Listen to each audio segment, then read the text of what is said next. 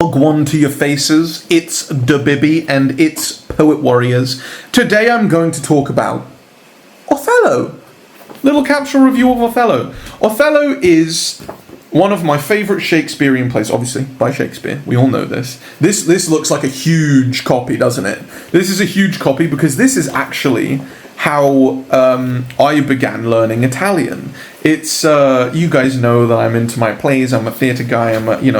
But so it's got the English on one side and the Italian on the other side, so you can kind of compare and contrast the language and pick up vocabulary that way. So this is how I started learning Italian, which definitely boosted me, and it was very helpful. I loved it a lot. So that's why it's really big. The story's not that big. It's not that big of a read. It's just because it's 2 books in one. Othello is a really cool piece. It's got love, romance, tragedy, action. Everyone knows the story of Othello. The reason why I like Othello so much is because one of my favorite characters in literature is Iago. For those of you who don't know, Iago is kind of the puppet master. He's the villain of this, right? He kind of constructs the reality that Othello kind of moves into. I don't even know how you describe that. Kind of lives, like he's very much like the spinsters kind of guiding him down all these left turns and mistakes. He's a really cool character. Really cool character, and I've always had this kind of dream of like being Iago, but in like a reimagined Poet Warrior play. I want to tell. There are a couple different versions of Othello.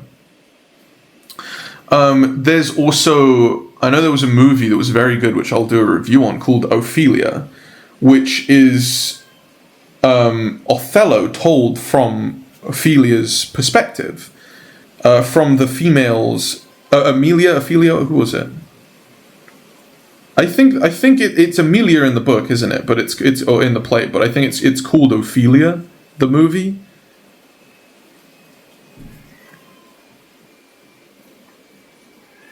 I'll look at it. We'll do a snack on it. It's a good film. But so there are different, people tell this story from different perspectives, but nobody's done it from Iago's perspective before.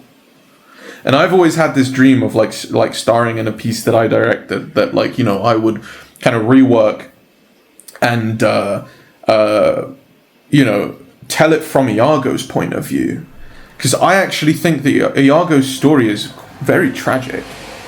Very tragic. You can absurdize it up as well and like make it a bit more humorous, but still deliver those underlining thematical turns for his character development. I think that definitely promote ideals and definitely leaves a lasting image in your mind. To me, when I think of this piece, I think of poor Iago, which I feel like isn't really like a lot of people's go-tos. I think he's a very tragic character. I think he's a very cool character, and I think it'll be really cool to see a piece from his perspective.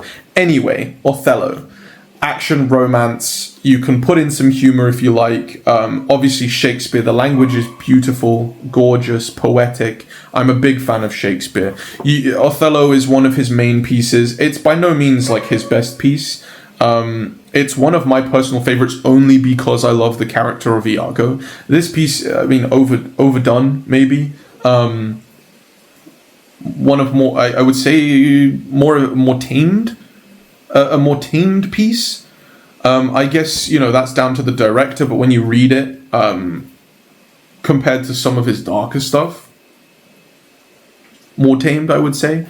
But if you live under a rock and you haven't heard the story of Othello, go check out Othello. It's a very enjoyable reading Othello. I think Othello is really cool because it gives you the space for imagination, which a lot of Shakespearean pieces don't. This one kind of gives you that freedom, which I love when I read pieces. Like, you know, I always imagine what I would do, what it would look like if I put on a show. This really gives you a lot to work with. That's why I like this piece a lot. But Iago is one of the coolest characters ever. Go check out Othello if you haven't. Tasty.